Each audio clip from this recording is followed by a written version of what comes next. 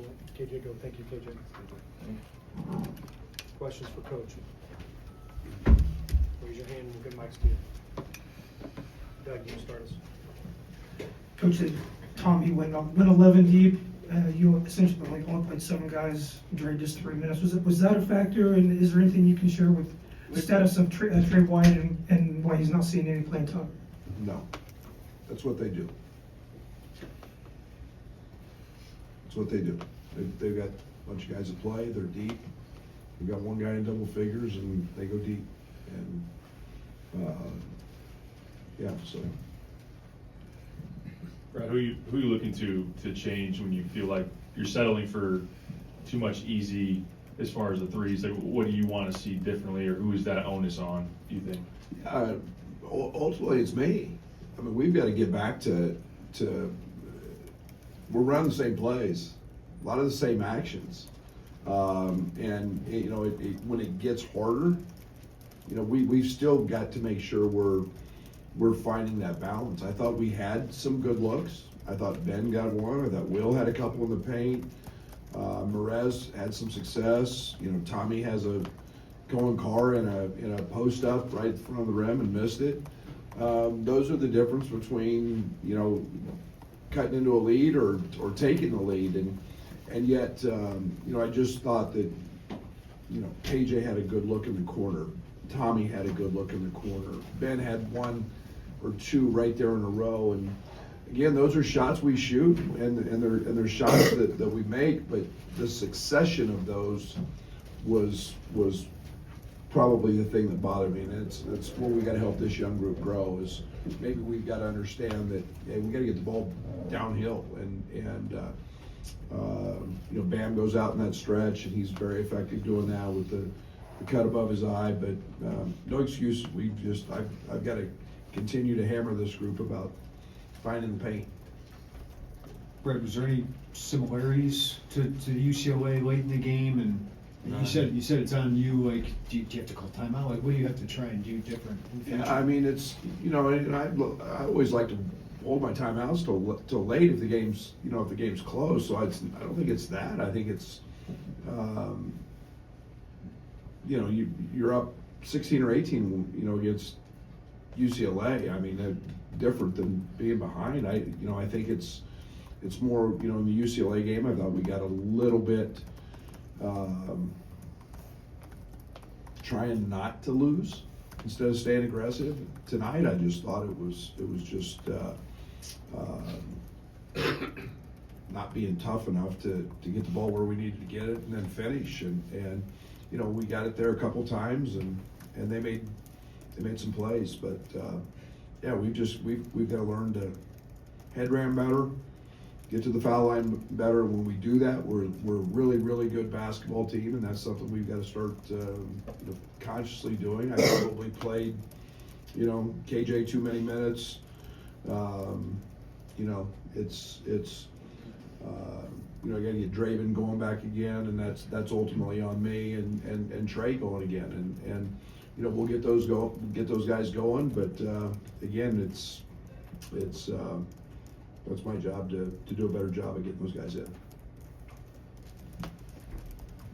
I know offensive rebounds are a big thing for you. Are you more frustrated about maybe not getting as many as you'd hoped, or them turning their offensive rebounds into a second chance points? Oh, I'm furious with them. What they do is, you know, they run a little action called floppy, and there's a lot of ability to drive the ball to the paint, and the game is decided at the front of the rim. And you know, in the first game, they made a lot of layups, or got the ball there. And when your bigs go help or support in a ball screen, that leaves their bigs open, and it's crackdowns for guards that have to rebound, and all of a sudden you've got Jackson Kohler and you've got Cooper and you've got all those guys at the front of the rim with size. And you know, Tom's no dummy. He runs those little guards off all those floppy actions and gets them in the paint, and if you support, he tells them just throw it up. And they go rebound it. They're the #1 offensive rebounding team in the league, and that we talked about for 2 days was where the game was going to be decided. And you know, Tommy had 1 rebound at half.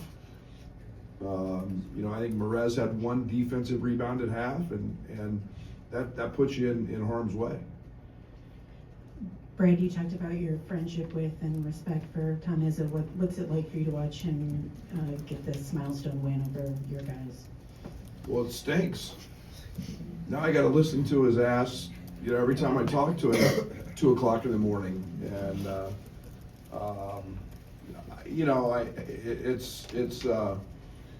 you knew you were going to get their best after their game the other night.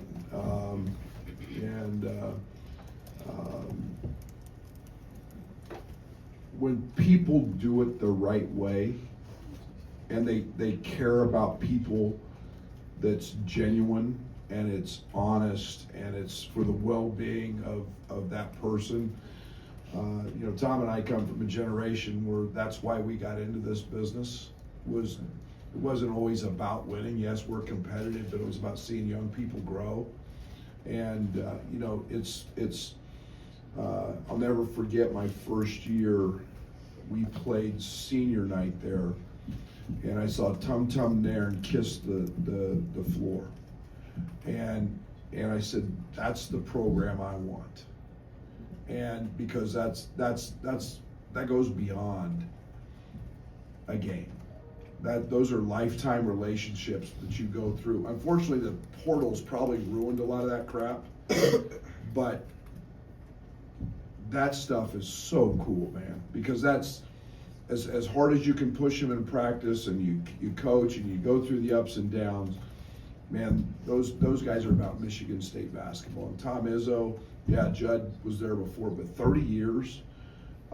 I have so much respect for the longevity of that, and the fact that he's, what's Tom, 69 or 70, I don't know, and still wanting to do that speaks volumes. So long-winded answer, I'm sorry, but it's I truly, he's one of the great guys, and I'm truly happy for him. I just wish it had happened last week and not tonight.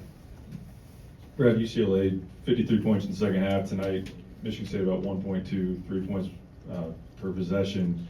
I know you're facing good people, but what's your assessment of the defense here recently? Yeah, it's got to be better. It's got to be better. We got to figure it out. It's got to be better.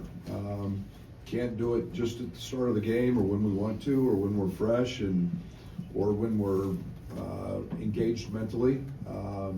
It's got to be better, and that's something we got to go to work on.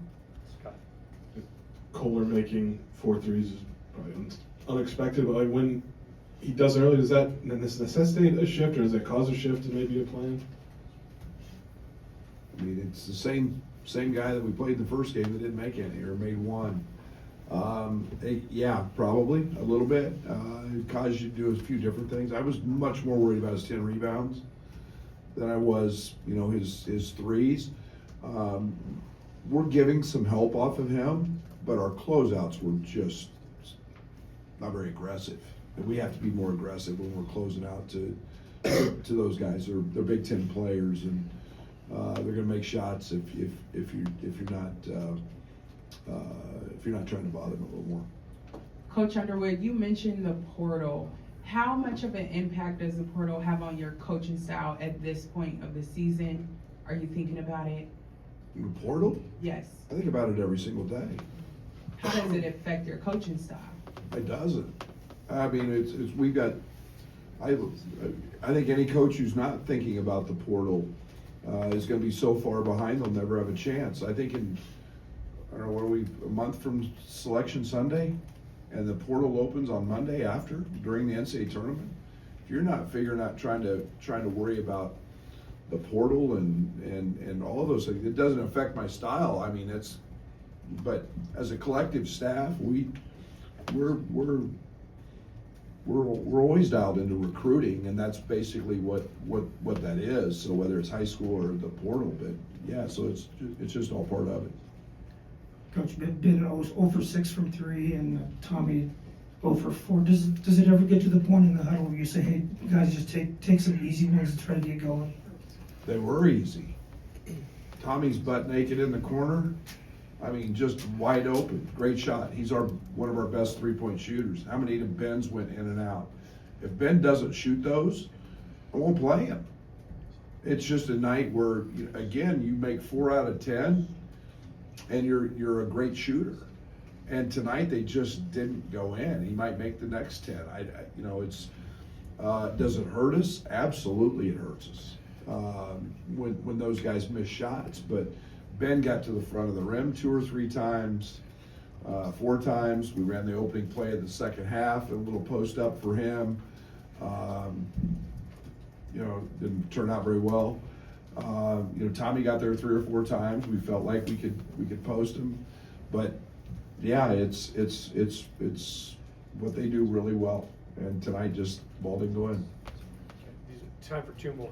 Brad, when you talk about getting Dre and Trey going again, how do you practically do that when things have kind of settled a little bit? They hadn't settled.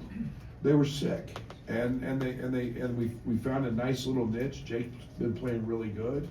Nothing's settled. I mean, that's the one thing about guys missing a lot of games. We haven't been real settled, and Will's been on. Will's averaging 20 a game off the bench, and Jake's been playing really well, and so it was just kind of, in hindsight, I wish I had played Draven a good amount more. But because he's the one guy who can continue to get downhill, and that's on me, and I'll have that conversation with him tomorrow. But we've got to have him to be successful. So last one here.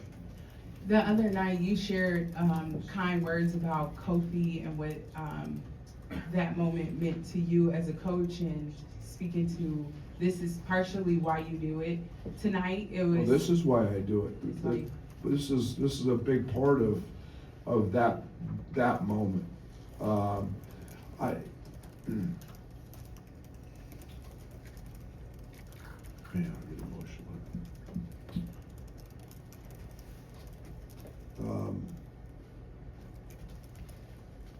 We get to impact people's lives, and you guys get to write about wins and losses and a bunch of crap. To be honest, we're talking about people's lives, and we get to impact that on a daily basis. And we get to do it when they're 18, 19 years old, and when they find success, and especially after they've had adversity. That's all I want for my children. I want the same thing for my children, and it's hard, and it's not easy, and when you find excellence like Terrence Shannon found, and you worked and you went through it, and you went through a lot of struggles that you'll never know about till he writes a book someday. You'll never know about it, and it was how hard it was. And when the day I don't care about that, I will retire. Then my time is done. The good Lord has another plan for me, and I can't. That's why I do it. And to have a jersey that will hang, and I know how important it is to the fans here, and I know how important it is to him. He's from Chicago. He grew up watching this, and to be up there with so few others.